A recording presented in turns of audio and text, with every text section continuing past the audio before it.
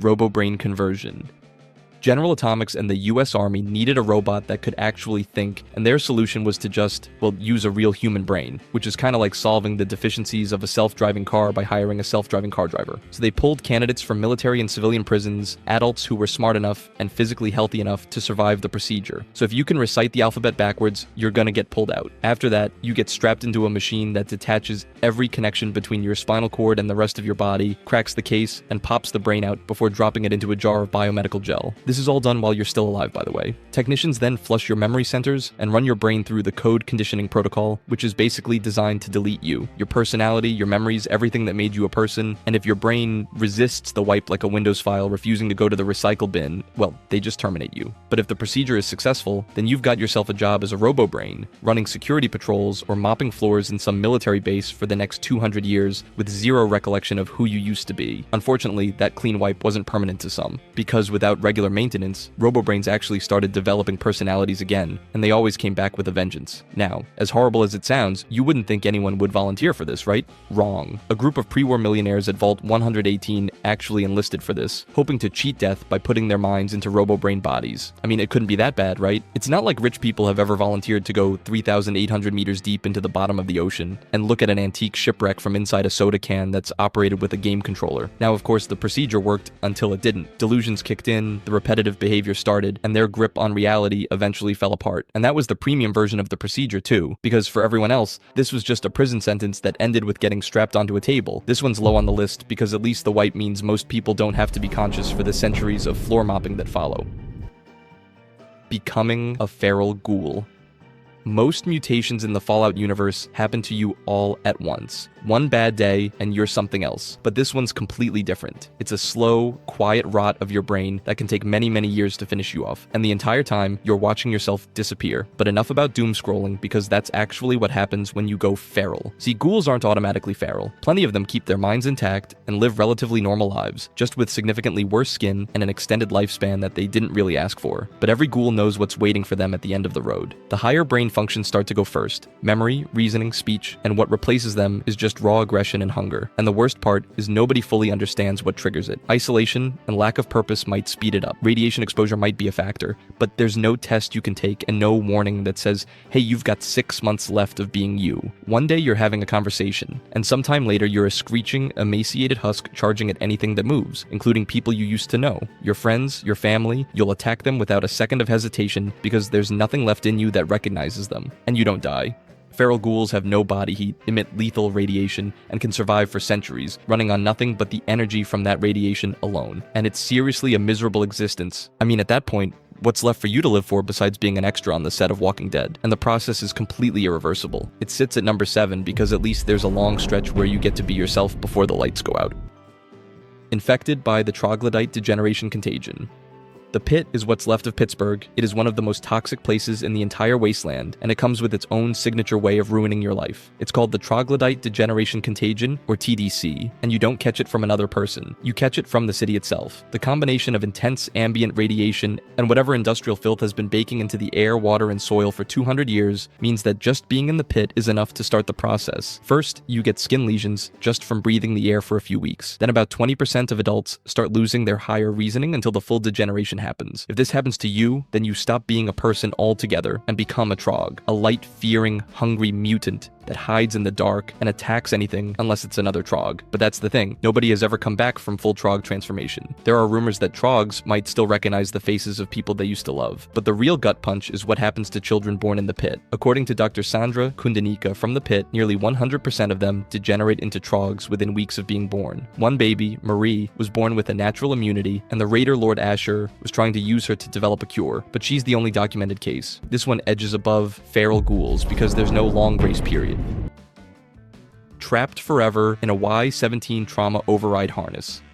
The Y-17 trauma harness was designed to save your life, and it does. Except there's one problem. Built at the Y-17 medical facility in Big Montana, the suit was supposed to detect when a soldier was critically injured, take over their motor functions, and walk them back to base for treatment. The artificial muscle and fiber network inside the suit would move your body for you, and it could even learn new behaviors by recording your movements, including combat reflexes. In theory, it's a super solid idea. In practice, the harness had a fairly significant design flaw. It couldn't tell whether you were just unconscious or expired, and if no home base was programmed programmed into the suit, it would just enter an unpredictable wander state and start walking wherever it wanted, with your body still inside it. The researchers at Big MT looked at this and decided it was actually a feature, since autonomous body retrieval would be useful on the battlefield, which is the kind of optimism you can only get from someone who's never been inside one of these things. And so when the Great War hit and everything went sideways, soldiers and scientists died inside their suits, triggered the wander state, and the harnesses just kept going, walking around Big MT, attacking anything they encountered using the combat behaviors they'd recorded from their now deceased wearers. 200 years later, those suits are still walking around with the rattling skeletons of their original occupants inside them. But the people who expired quickly were the lucky ones. The ones who were alive when the suit took over had no way to shut it down, no way to get out, and no way to call for help. They were trapped inside, fully conscious, while the suit walked them around against their will until they slowly faded due to dehydration, starvation, or injury, and then the suit just kept walking. Being assigned to a terrible vault.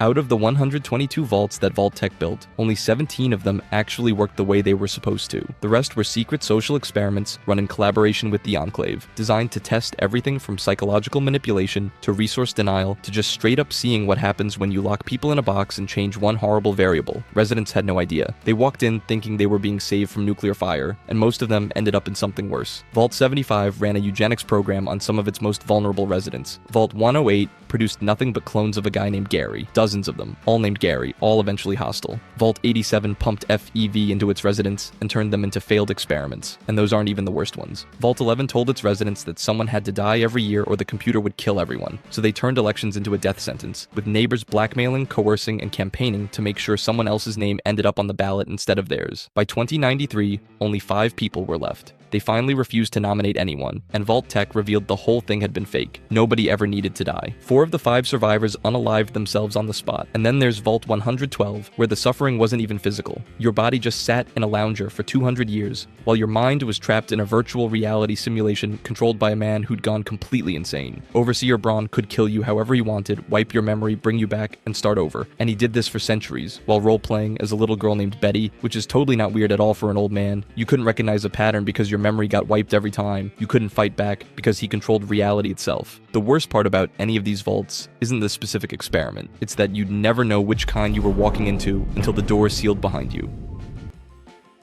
Get captured by the Legion as a woman.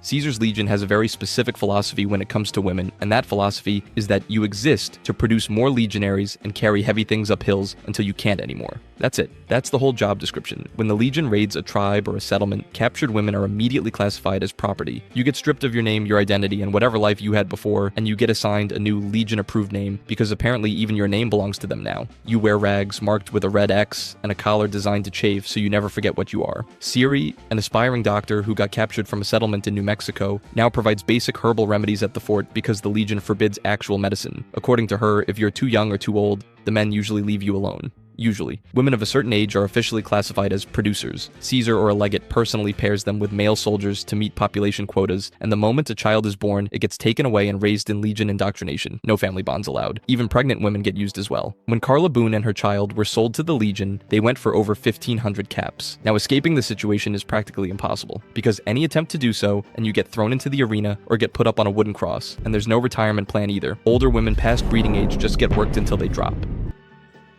Becoming a Centaur. If you're going to get exposed to the forced evolutionary virus, you should be praying that you come out a super mutant because there are many alternative paths, and this one's the worst. Centaurs are what happen when someone throws multiple creatures into the same vat at once. Humans, dogs, cats, little lamplighters, whatever's available really, and lets the virus fuse them all together at the genetic level. This wasn't an accident either. The Master did this deliberately at the Mariposa military base to create guard dogs for his army, and the result is one of the most grotesque things in the entire franchise. You come out as a bear-sized blob of fused flesh dragging itself along the ground on 4 to 6 arm-like limbs, with tentacles where tentacles should definitely not be, tumors everywhere, and, on the West Coast variants, 2 heads, 1 human and 1 dog that are both individually aware and apparently hate each other. The East Coast versions only get 1 head, but it's permanently frozen in the expression of a man who just watched his girl leave with Tyrone. You can't speak, you can't think beyond basic survival instincts, and whatever was left of your identity got dissolved in the vat along with the dog that's now attached to your neck. super mutants keep you around as a glorified alarm system. Wastelanders hunt you as an abomination. And in Fallout 2, people in the den literally sell you as food. Centaur chops, which is a menu item that would probably violate several Geneva conventions. No faction saves you, no cure exists, and even the master himself considered centaurs to be failed experiments. Captured by raiders.